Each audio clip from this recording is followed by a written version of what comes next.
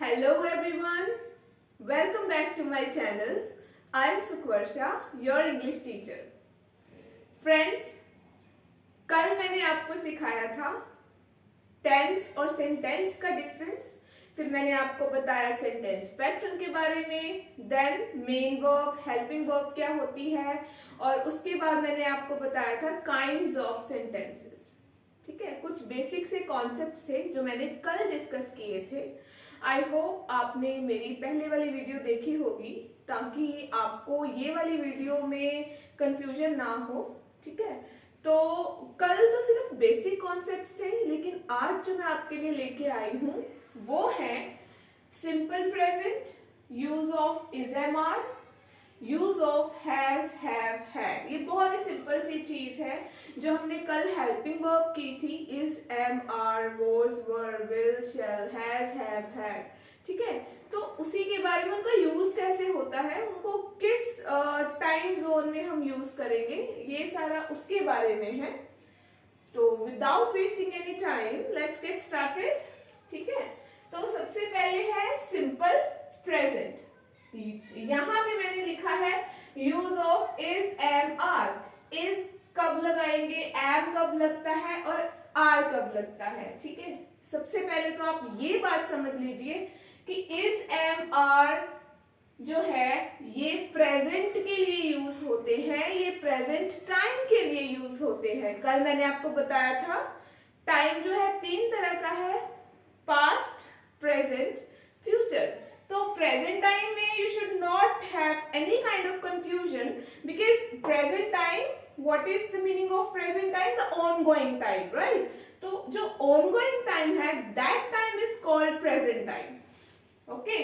तो present में is and are का क्या यूज है? मैंने कल आपको पैटर्न भी बताया था इंग्लिश सेंटेंसेस का कि सबसे पहले आएगा सब्जेक्ट, फिर आएगी वर्ब, फिर आएगा ऑब्जेक्ट. तो this is the pattern in which we have to write English sentences and we speak English sentences. ठीक है, उल्ट पुल्ट कर देंगे तो वो सेंस नहीं बनेगी. इसी पैटर्न में ही हम इंग्लिश सेंटेंसेस को लिखते हैं और बोलते हैं. ठीक है, तो क्योंकि हर एक लैंग्वेज का कोई ना कोई पैटर्न होता है, तो इंग्लिश का भी है. कल मैंने आपसे डिस्कस किया था ऑलरेडी. देखिए, सब्जेक्ट यहाँ पे मैंने सारे के सारे लिखे हैं, मैं आपको एक बार पढ़ के बता देती हूँ. I hope this is visible to all of you. This, that, these, those, I, he, she, you, they and we. Verb, दूसरे नंबर पे वर्ब आनी थी, तो I am using helping verb here. So मैंने अकेला ही वहां पे वर्ब लिख दिया. तो यहाँ पे वर्ब कौन सी आ रही है? इज, यहाँ पे इज, आर लगाया हुआ है मैंने, एम लगाया हुआ है. ठीक है, इज, एम, आर का यूसेज मैंने यहाँ पे आपको बताया है. उसके बाद ऑब्जेक्ट है. ऑब्जेक्ट मैंने आपको कल ही बताया था. ऑब्जेक्ट इज समथिंग जिसके ऊपर एक्शन हो रहा है. Object can be anything. ठीक है, कोई भी चीज ऑब्जेक्ट हो सकती है. तो जैसे पहला सेंटेंस मैंने लिखा, this is a table. Is use होता है अगर कोई एक चीज है, अगर हम किसी एक चीज के बारे में बात कर रहे हैं, अगर आपका सब्जेक्ट एक है, if you are talking about one single thing, then we use is. तब हम इज यूज करेंगे. मैं किसी एक चीज के जैसे देखिए, दिस इज अ टेबल. एक टेबल के बारे में बात है, ये एक टेबल है. टेबल्स तो नहीं ना बोला मैंने, टेबल बोला. तो ये एक टेबल है, this is a table. This का मतलब होता है कि आपके पास कोई चीज पड़ी हुई है और आप बोल रहे हो दिस इज अ टेबल. ये एक टेबल है, ये एक चेयर है. दिस इज माई हाउस, ये मेरा घर है. ये इसकी हिंदी है यह. ठीक है, तो दिस इज अ टेबल, कोई एक चीज है आपके पास पड़ी हुई है. तो ये मैंने सारे के साथ दिस, दैट, दोस, दीज, ये जो है ये डेमोन्स्ट्रेटिव प्रोनाउंस होते हैं. डेमोन्स्ट्रेटिव प्रोनाउंस क्या होते हैं वो आपको मैं बाद में आगे आने वाले लेक्चर्स में बताऊंगी जब हम पार्ट्स ऑफ स्पीच करेंगे. So we are not right now, we are not dealing with that, we are just dealing with the use of is, am, are. हम सिर्फ इज, एम, आर का यूसेज ही यहाँ पे डिस्कस करेंगे, nothing else. Okay, तो this यहाँ पे एज अ सब्जेक्ट यूज हो रहा है। सब्जेक्ट कितना है, एक, हम एक ही चीज की बात कर रहे हैं, प्रेजेंट में बात कर रहे हैं, तो एक चीज के लिए इज यूज होता है। और दिस का मतलब है कि कोई चीज आपके पास पड़ी हुई है तो आप डेमोन्स्ट्रेट का मतलब होता है आप इशारे से बता रहे हो कि ये एक टेबल है, this is a table, this demonstrate कर रहे हो ना आप, तो दिस।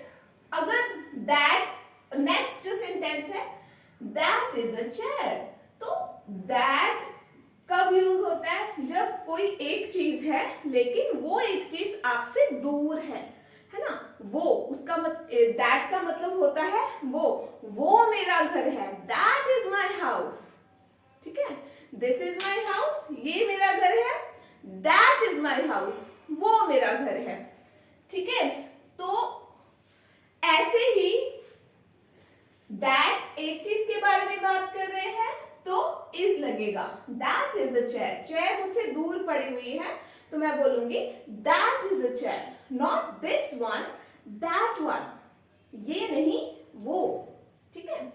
तो these are mangoes, next sentence जो है आर यूज होगा ज्यादा चीजों के लिए, इज यूज होता है सिंगुलर के लिए, आर यूज होता है प्लूरल के लिए, ज्यादा सारी चीजें हैं उसके लिए आप आर लगाओगे, ठीक है।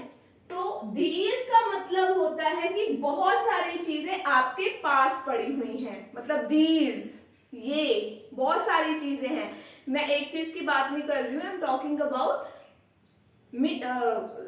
मैनी थिंग्स, ठीक है। तो बहुत सारी चीजें मेरे पास पड़ी हुई हैं, तो these आपके पास है तो these are mangoes, ये आम है, आपके पास बहुत सारे आम पड़े हैं तो आप इशारे करके कह रहे हो कि ये आम है, कि these are mangoes, those mangoes are ripe, ठीक है।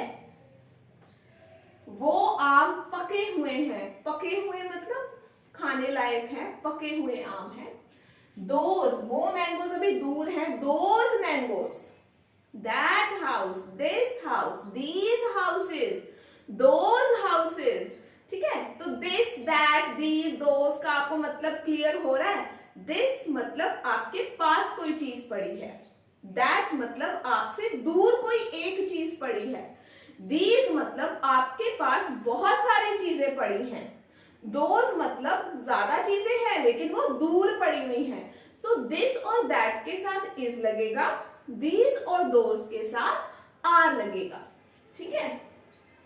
आई के साथ आई एम अ गर्ल, आई के साथ आप सबको पता है आई भी एक सिंगुलर सब्जेक्ट है, लेकिन इसके साथ इज नहीं लगता है, इसके साथ हमेशा एम लगता है।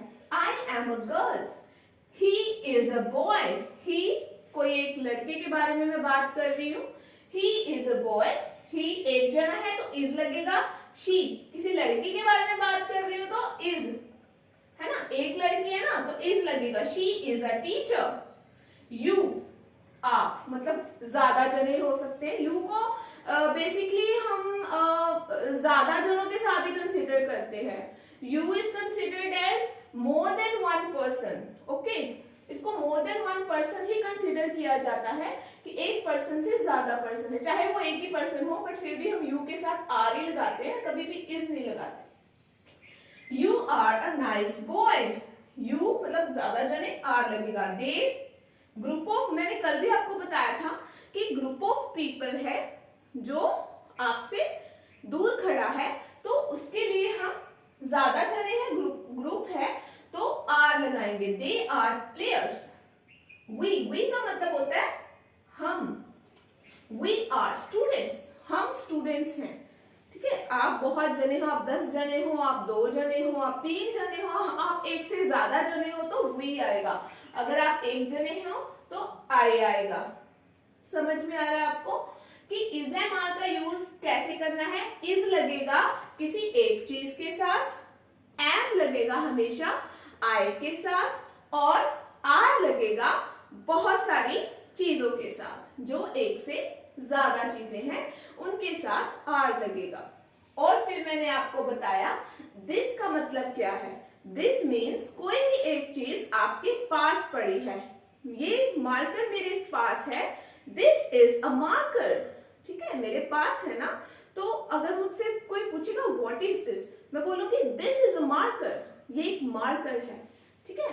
तो उसके बाद दैट एक चीज है आपसे लेकिन दूर पड़ी है, मैं बोलूंगी दैट इज अ डस्टर, ठीक है, that is my house. These ज्यादा चीजें हैं आपके पास पड़ी हैं, दीज आर माय स्टूडेंट्स, ठीक है। ज्यादा ज्यादा जने आपसे दूर हैं तो आप क्या बोलोगे, दोज। वैसे यहाँ पे एक और बात मैं ऐड करना चाहूंगी, दीज और दोज उन चीजों के लिए यूज होता है जो चीजें मतलब जिनमें जान नहीं होती है, जैसे मैंगोज, कोई कोई भी चीज हो सकती है।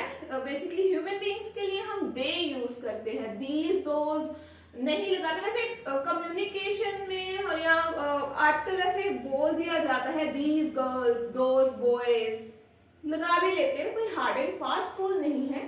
बट चलो, आई एम अ गर्ल, ठीक है। तो आई के साथ आप सबको पता है एम यूज होता है, ही शी तो है ही सिंगुलर, इनके लिए यूज होगा।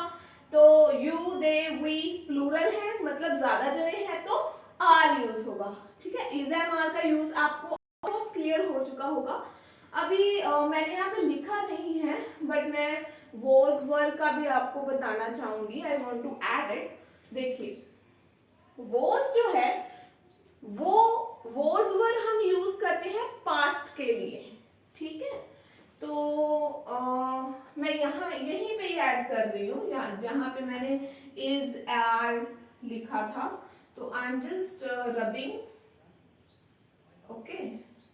सो आप समझ ले कि वॉज वर्ब जो है वो पास्ट के लिए यूज होता है, वॉज एक चीज के लिए यूज होगा और वर्ब ज्यादा चीजों के लिए यूज होगा, ठीक है।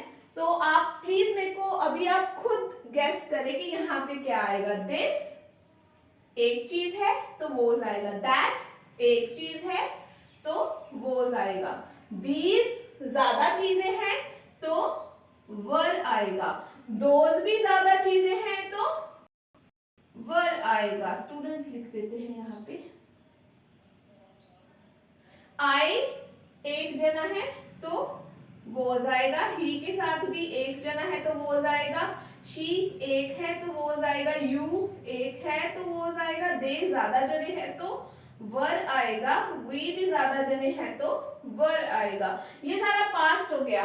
दोज वर स्टूडेंट्स, वो स्टूडेंट्स थे, दीज वर मैंगोज, ये मैंगोज थे, दैट वाज अ चेयर, वो चेयर थी, दिस वाज अ टेबल, ये टेबल था, यू यू के साथ यहाँ पे आएगा वर, क्योंकि ज्यादा जने है ना, यू वर नाइस, ए नहीं आएगा फिर यहाँ पे, यू वर नाइस बॉयज, आप अच्छे लड़के थे, ठीक है।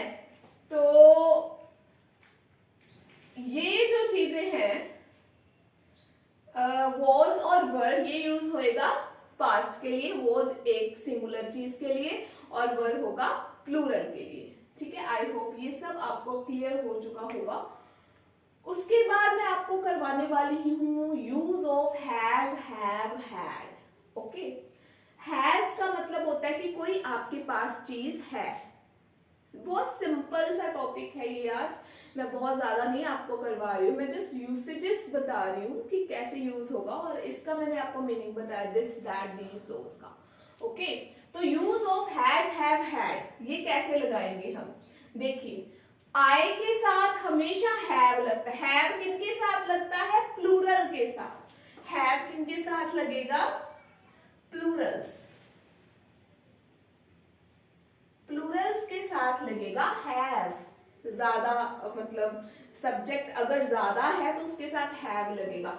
आई हैव अ पेन, आई के साथ भी हमेशा हैव लगेगा, आई के साथ भले ही वो सिंगुलर है लेकिन उसके साथ हम हैज नहीं लगाते हैं, आई के साथ हम हमेशा हैव लगाते हैं। आई हैव अ पेन, मेरे पास एक, आपके पास कोई चीज है तो हैव, हैज, बस मैं उस रिगार्डिंग आपको बता रही हूँ हैज हैव का यूसेज, लेकिन हैज हैव का यूसेज आगे चल के आपको सेंटेंसेस में बताऊंगी कि ये कैसे यूज होता है। ये अपने आप में एक बहुत बड़ा टॉपिक है, ये जस्ट एक बेसिक नॉलेज है जो मैं आपको दे रही हूँ। ये भी प्रेजेंट में यूज होता है, ठीक है। हैज हैव जो है वो प्रेजेंट टाइम में यूज होता है। Okay, I have a pen, मेरे पास एक पेन है। दे हैव पेन्स, उनके पास पेन्स हैं। दे मतलब ज्यादा जने हैं, ग्रुप ऑफ पीपल होता है ना दे, तो उस ज्यादा जनों के साथ हैव लगेगा। यू, ये मैंने आपको बोला था मोर देन वन पर्सन इसको कंसीडर करते हैं, तो इसके साथ भी हैव लगेगा। शी हैज लॉन्ग हेयर, तो शी एक लड़की है, उसके पास लंबे बाल हैं, तो शी हैज लगेगा, हैव नहीं लगेगा। ही एक जना है, हैज ही लगेगा ना। She has a beautiful house. A chair has four legs, chair के चार जो है वो लेग्स होती हैं, है ना। तो देखिए, एक सिंगुलर चीज के लिए मैंने हैज लगाया है और प्लूरल्स के लिए मैंने हैव लगाया हुआ है यहाँ पे। जॉन एक जना है, जॉन हैज टू पेंसिल्स। अभी आप देखिए, हमने सिर्फ सब्जेक्ट को कंसीडर करना है, हमने ऑब्जेक्ट नहीं देखना। भले ही मैं यहाँ पे टू पेंसिल्स की बात कर रही हूँ, लेकिन I am not considering pencils as subject. मैं इसको सब्जेक्ट नहीं कंसीडर कर रही हूँ, ये तो मेरा ऑब्जेक्ट है ना। तो जॉन, जॉन है मेरा सब्जेक्ट। जॉन के बारे में मैं बात कर रही हूँ कि जॉन के पास कोई चीज है, वो एक भी हो सकती है, दो भी हो सकती है। तो जॉन अकेला पर्सन है, तो उसके लिए हैज आएगा, हैव नहीं आएगा, ठीक है। यहाँ पे अगर ज्यादा जने होते तो मैं हैव लगाती, यहाँ पे एक जना है तो मैं हैज ही लगाऊंगी। वी का मतलब होता है वी हैव अ केक, हमारे पास एक केक है। तो हैज और हैव हम कब लगा रहे हैं? प्रेजेंट में मैंने यूज करा है इन सबको। हैज सिंगुलर के साथ लगेगा, हैव जो है वो प्लूरल के साथ लगेगा और आई के साथ लगेगा। ये देखिए, क्लियर है। तो हैज और हैव मैंने पोजेशन के लिए यहाँ पे यूज किया। पोजेशन मतलब होता है आपके पास अगर कोई चीज है, आप किसी चीज को बिलोंग करते हैं, कोई चीज आपको बिलोंग करती है, तो उसको बोलते हैं पोजेशन। तो मैंने यहाँ पे सिर्फ पोजेशन के हिसाब से यूज करा है। इसका आगे भी बहुत यूसेजेस है, वो आगे चल के हम डिस्कस करेंगे, ठीक है। तो नेक्स्ट है हैड। हैड कब यूज होगा? हैड देखिए, हैड का ऐसा नहीं है कि सिंगुलर प्लूरल, ऐसा नहीं है। हैड जो है तब यूज होगा जब पास्ट के बारे में बात करें। मेरे पास पहले वो चीज थी लेकिन अब नहीं है, कोई चीज आपके पास पहले थी, तो उस आप में लगाएंगे। आई, देखिए ऊपर मैंने लिखा था आई हैव अ पेन, मैं प्रेजेंट के बारे में बात कर रही हूँ। मेरे पास एक पेन है, अभी भी है। लेकिन अगर मैं यहाँ पे बात करूं, आई हैड अ पेन, मेरे पास पेन था, मेरे पास एक पेन था, ठीक है। तो पास्ट। हैड जो है उसका ऐसा मैंने आपको अभी बताया कि कोई रूल नहीं है, सिंगुलर प्लूरल ऐसा नहीं है। आप हर एक के साथ हैड लगाओगे जब भी आप पास्ट के बारे में बात करोगे। आप सिंगुलर अगर कोई सब्जेक्ट है तब भी हैड लगाओगे, प्लूरल है तब भी हैड ही लगाओगे। और ये जो चीज है ये पास्ट के लिए यूज होगी। एक सेंटेंस मैंने और लिखा है, they had a car few months ago, कुछ महीने पहले उनके पास एक कार थी। तो थी जब आ गया कि पहले थी, इसका मतलब अब वो चीज उनके पास नहीं है। तो है वो तब यूज होगा जब हम पास्ट में अगर आपके पास कोई चीज थी तब लगाएंगे हैड को।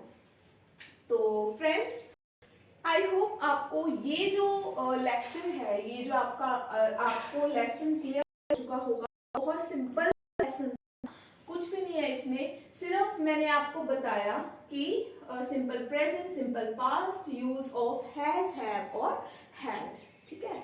तो मैंने आपको पहले ही बताया है। अगर आपको किसी भी चीज में डाउट है और अगर आप चाहते हैं कि मैं इसको और एनहांस करूं या अपने जो और टॉपिक कवर करूं या कैसे कवर करूं, you can tell me, it is to you, how do you want me to teach you. Okay, so this is how it goes. तो ये आज का लेक्चर, आई होप आपने नोट डाउन किया होगा। और ये तो मैंने पर्टिकुलर सेंटेंसेस लिखे हैं यहाँ पे, आप बहुत सारे सेंटेंसेस बनाने की कोशिश करो। लैंग्वेज आपको तभी आएगी when you start thinking about when you start thinking English, अगर आप इंग्लिश में सोचना शुरू करोगे ना, मैंने ये जो आपको बताया आप इसको प्रैक्टिकली यूज करके देखो ना, आपके पास जो चीजें हैं उनको हैव लगा के यूज करो, है ना। अगर आप कुछ भी है तो आप बोलोगे है, किसी फ्रेंड के पास है ही हैज या शी हैज, है ना, तो आप इसको यूज करना करो ताकि आपकी ये हैबिट बन जाए कि आप जो है वो इंग्लिश में धीरे धीरे आप बोलना स्टार्ट करो। Just language is not meant to written only, है ना, लैंग्वेज का मतलब ही होता है to communicate with others. So it is up to you कि आप इसको कैसे सीखते हो, ठीक है। इंग्लिश जो है वो आपके खुद के ऊपर बहुत डिपेंडेंट करती है कि आप इस लैंग्वेज को आप कितना अपना पोटेंशियल दे रहे हो इसको सीखने के लिए। तो आज के लिए इतना है।